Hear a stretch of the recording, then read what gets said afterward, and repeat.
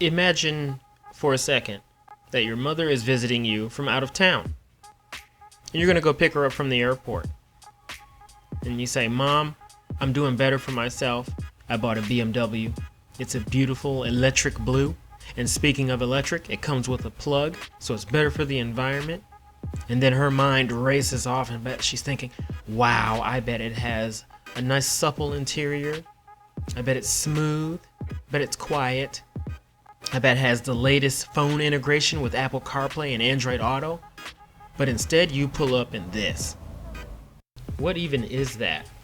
It's like BMW went back to 1960 and brought back the BMW Isetta and made it electric. I mean, sure, it's not all bad, but it is definitely not anywhere near all good. Okay, let's start with the good news.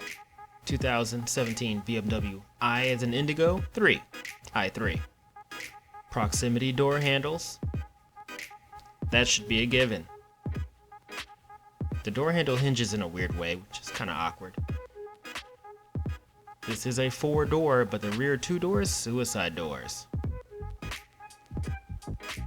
So, you do have a very, very, very, very cavernous, large opening to get into these seats.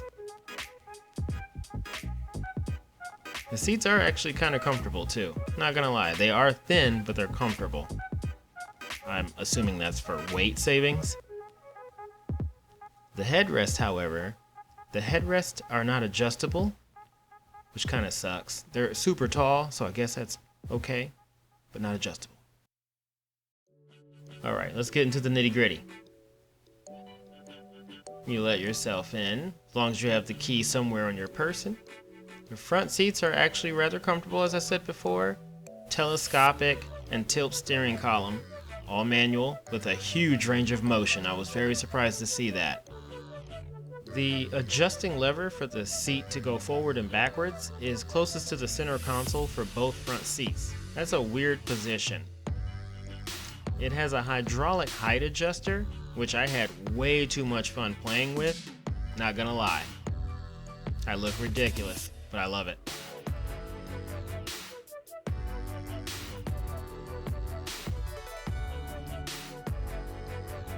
To lock it, you just push on these 3 little lines on the door handle. Alright, my favorite seat. Just kidding. The back seat. It sucks. This is me sitting behind myself. And at first glance, it looks pretty decent. Got plenty of headroom.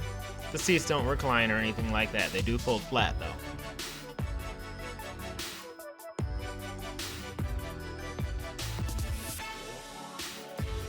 Not too bad. There's a release in the center of the headrest to move the seat back forward.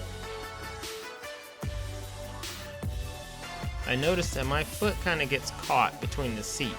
I was hoping that that release trigger would also let the seat slide forward and back. That would make this so much easier. Now my foot is stuck.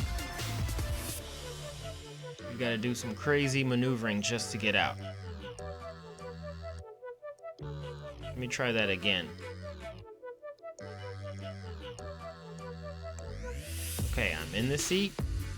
Close the door. The only way to get out of this door, by the way, is that same handle. So if you don't have 6'6" arms, it's kind of hard to reach that thing. And once again, my foot is stuck underneath the seat. This is where if that release to move the seat forward and backwards was actually in the middle of the seat and not where it actually is placed, it would actually be easier to get out. I am legit stuck in the back of this car right now.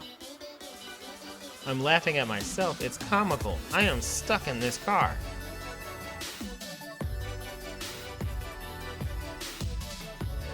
That's absolutely ridiculous. Okay, now time for the cargo hatch area. It starts out not being too bad with the seats folded up. It has a security cover you can remove to reveal maximum space. Ooh, ah. Like I said, it's not huge, but it's definitely big enough to go get some groceries.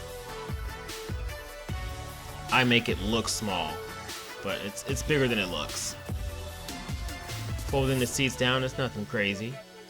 Just open up the doors, push a little button, make sure everything's out of the way, and there's only 2 seats in the rear, and they both fold flat, and then you've got even more space. Boom. Not enough to like fully lay down in, or for skis or a surfboard, but it's more than enough for this vehicle. Alright, fine. To break it all down like this, as a brand new vehicle, I would stay far, far away from this thing. But these make a fantastic used vehicle because they depreciate like crazy. I'm talking crazy numbers. These things reach over $40,000 brand new, as you see it here. But you can find them gently used under 20,000 miles for like 10 grand. Sometimes less. Unfortunately, there's still kind of that pandemic pricing going on with the whole chip shortage and what have you. So cars in general right now are not that inexpensive. We'll stop using the word cheap. Inexpensive. There we go. But you get what I'm saying. I hate to sound like I'm bashing this thing, but this car has so many shortcomings, no pun intended. The infotainment screen, absolutely rubbish. It's small, it's smaller than my phone. Not even joking, not even exaggerating. It doesn't have Apple CarPlay or Android Auto, anything. No kind of phone integration other than Bluetooth. So you get the calls and you get the music via Bluetooth, but that's about it.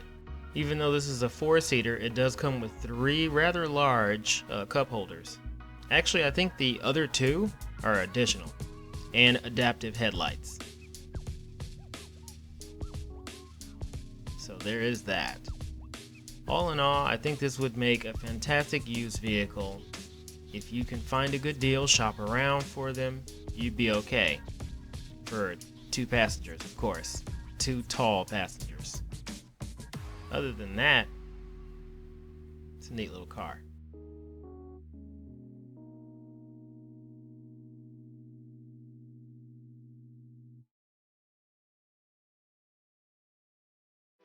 Well, folks, that's our show.